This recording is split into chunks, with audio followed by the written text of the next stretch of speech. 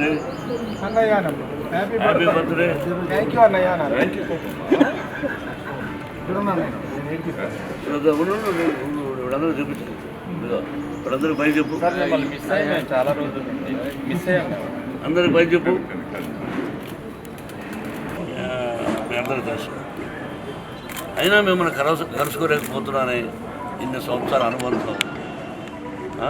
మనం మీరు అడిగే ప్రశ్నలకు కానీ హోల్ హార్టెడ్ మీరు అడుగుతుంటారు, నేను సమాధానం చెప్తుంటాను. I love you all. Last year ఇదే టైంలో మనం తిరుపతిలో ఫ్యామిలీ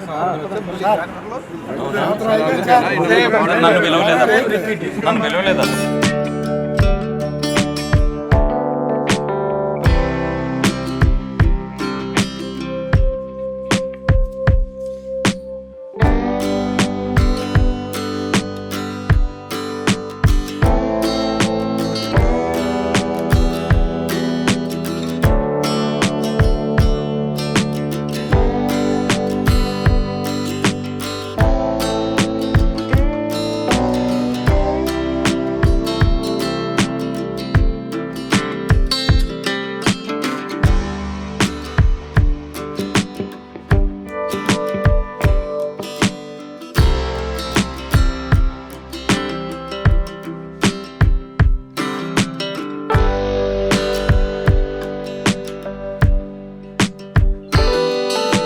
అందరికీ నమస్కారం అండి.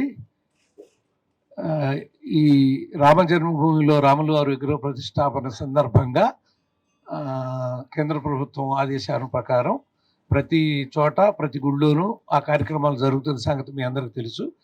వారి సిద్ధాంతం ప్రకారమే మన గుళ్ళో కూడా గత కొద్ది రోజులుగా కార్యక్రమాలు రేపు 22వ తారీఖు వరకు అక్కడ రాముని యొక్క ప్రతిష్ఠ జరిగే వరకు జరుగుతూ ఉంటాయి. ఆ విషయం గురించి మా చైర్మన్ గారు, మేనేజింగ్ ట్రస్టీ డాక్టర్ మంచు మోహన్ బాబు గారు మీతో మాట్లాడతారు.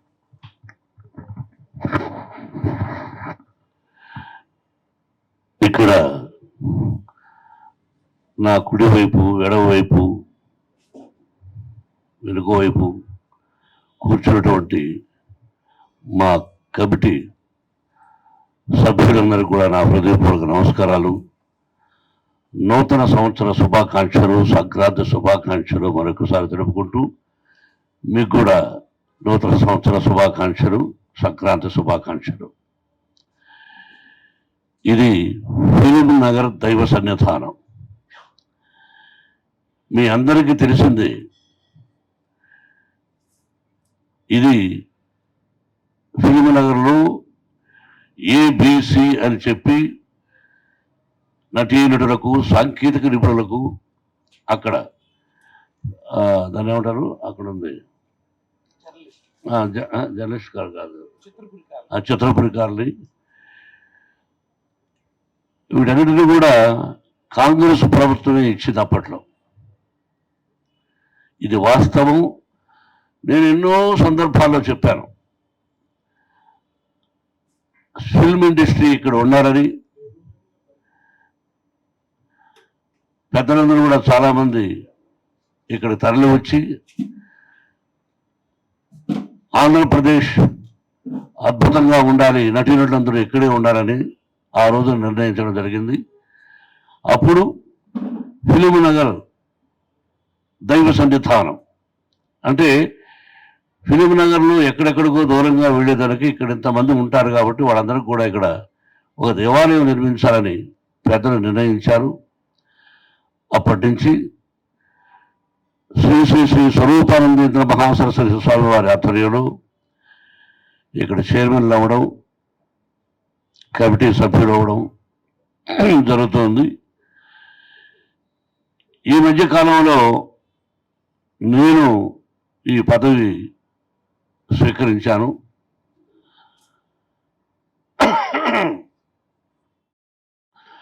ఇప్పుడు ముఖ్యంగా చాలా రోజుల తర్వాత మీతో మాట్లాడుతున్నాం. ఎవరికి వాళ్ళు సెల్ఫ్ డబ్బా కొట్టుకోవడం కాదు, కానీ ఈ ఫిలిం నగర్ దైవ సన్నిధానంలో ఉన్నటువంటి 18 మూర్తులు ఉన్నారు. బ్రాహ్మణోత్తములు 15 మంది ఉన్నారు. ఈ దేవాలయంలో వచ్చి ఎవరైనా ప్రార్థిస్తే వాళ్ళ కోరికలు తీరున్నాయి, వాళ్ళందరూ తిరిగి వచ్చి చెప్పడం జరిగింది. ఇది అద్భుతమైన దేవాలయం.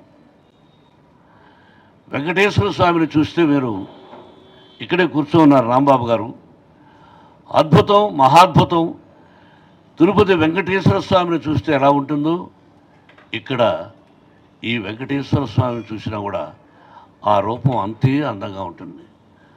అలాగే పరమేశ్వరుడు, షిరిడి సాయినాథుడు, సరస్వతి, లక్ష్మి, పార్వతి, భద్రాద్రి రాముడు, నవగ్రహ దేవతలు, షణ్ముఖం, సుబ్రహ్మణ్య స్వామి, అయ్యప్ప, సీతాదేవి, వీర వెంకట సత్యనారాయణ స్వామి, ఇక్కడ సంతోషిమాత అని, లక్ష్మీనరసింహ స్వామి, అలాగే 18 దేవుళ్ళు ఉన్నారు. వాళ్ళందరి ఆశీస్సులు ఎవరికి ఇష్టం వచ్చిన నాగదేవత అందరూ కూడా ముఖ్యంగా ఎందుకు ఎక్కువ వస్తున్నారంటే స్థల ప్రభావంతో పాటు బ్రాహ్మణోత్తములు ఇక్కడ ఉన్నవాళ్ళు ఒక్కొక్కరు అత్యద్భుతంగా పూజలు చేసి వచ్చిన వాళ్ళని సంతోషపెట్టి ఏ అపశృతి లేకుండా ఆ పదజాలం చెప్పి శ్లోకాలు ఆశీర్వదించి పంపుతున్నారు. గుడిలో నిషేధం ఉండదు, అందరూ ఆహ్వానితులే. ఆ విధంగా ఈ టెంపుల్ ప్రారంభమైంది. ఈ రోజున అత్యద్భుతమైన రోజుగా భావిస్తున్నాను నేను. నా తంతుగా నేను మాట్లాడాల్సింది నా హృదయపూర్వకంగా, భారతదేశం అంటే ఇది, భరతమాత అంటే ఇది, రామ జన్మభూమి అంటే ఇది, రాముడు పుట్టిన దేశం, మనమంతా భారతీయులము అని ఇప్పటికి రెండోసారిది భారత ప్రధాని గారు ఆయన వచ్చినప్పటి నుంచి కూడా మనం ఏమిటో అని ప్రపంచానికి చాటి చెప్పిన మొట్టమొదటి వ్యక్తిని నా పర్సనల్ అభిప్రాయం. వారు ఇప్పుడు చేస్తున్నటువంటి కార్యక్రమాలు, అయోధ్య శ్రీరాముని ప్రతిష్టాపన 22వ తారీఖు. అందుకని ఏ ఊర్లో గ్రామంలో కానీ నేను చూశాను, తిరుపతి నుంచి మనం వస్తే ప్రతి ఒక్కరూ మా రాముడు, మా సీత, మా లక్ష్మణుడు, మా భరత శత్రుఘ్నుడు, అయోధ్య, సీతాదేవి, ఆంజనేయ స్వామిని ప్రతి ఒక్కరిని ప్రార్థిస్తూ వాళ్ళ వంతుగా వాళ్ళకు చాలామంది తరలి వెళుతున్నారు అక్కడికి. నాకు కూడా ఇన్విటేషన్ రావడం జరిగింది, కానీ అన్ని సెక్యూరిటీస్ ఇస్తానన్నా కూడా అక్కడ పోవడానికి భయపడి వెళ్ళలేదు. క్షమించని మంత్రం రాశాను. అటువంటి మంచి కార్యక్రమానికి ఈ టెంపుల్లో కూడా 14వ తారీఖు నుంచి 22వ తారీఖు వరకు ఏమేమి చేస్తున్నామన్న సంగతి మాకు ముఖ్యమైనటువంటి రాంబాబు గారు ప్రధాన అర్చకులు వారు చెబుతారు. మీరందరూ కూడా వచ్చి ఇక 4 రోజులు 2 డేస్ మీరు వచ్చి పాల్గొనండి. మీ అందరి ఆశీస్సులు కావాలి. Thank you very much once again. Committee సభ్యులందరూ కూడా నా హృదయపూర్వక నమస్కారాలు.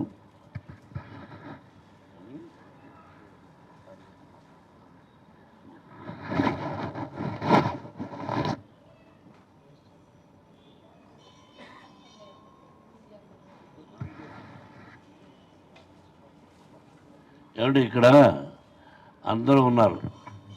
ఆవిడ వైస్ చైర్మన్, ఆవిడ సెక్రటరీ, ఈయన ఒక సెక్రటరీ, ఆయన ఒక సెక్రటరీ, ప్రతి ఒక్కరూ వాళ్ళ ఇవన్నీ చెప్పాలంటే చదవలేను నేను. ఈ రోజు నుంచి వైస్ చైర్మన్గా కోమటిరెడ్డి లక్ష్మి గారి నిర్ణయించడం జరిగింది వారిని. అలాగే అందరూ కమిటీ సభ్యులే, ప్రతి ఒక్కరూ ఆత్మీయులే. వారికి కొత్త బాధ్యతలు ఈరోజు నుంచి ఇచ్చాం కాబట్టి ముందుగానే ఆవిడ భక్తురాలు, ఆవిడ కానీ రమాదేవి గారు కానీ అలాగే లక్ష్మి గారు కానీ, ఇక్కడ ఆడపడుచుడు కూడా అందరూ, అలాగే మన సురేష్ లక్ష్మి గారు కానీ ప్రతి ఒక్కరు కూడా మీరు కూడా అప్పుడప్పుడు వస్తూ ఉండండి. హుండీలో కొంచెం డబ్బులు వేయండి అప్పుడప్పుడు. నీకే చెప్పింది అంతేనా? అప్పుడప్పుడు కొంచెం ఎవరినా చెప్పను? సురేష్ నాకా? ప్రభు, చాలా సంతోషం మిమ్మల్ని ఇలా కొత్త సంవత్సరం కలవడం, అందులో పవిత్రమైనటువంటి ఆలయంలో కలుసుకోవడం. ఇక్కడ సకల దేవాతి దేవుళ్ళు ఎంతమంది అయితే ఉన్నారు వాళ్ళందరి ఆశీస్సులు మీ కుటుంబ సభ్యులకుండి 100 సంవత్సరాలు అష్టైశ్వర్య ఆయురారోగ్యాలతో క్షేమంగా ఉండాలని నేను మా కమిటీ సభ్యులు కోరుకుంటున్నాం. Best of luck, best of luck, best of luck.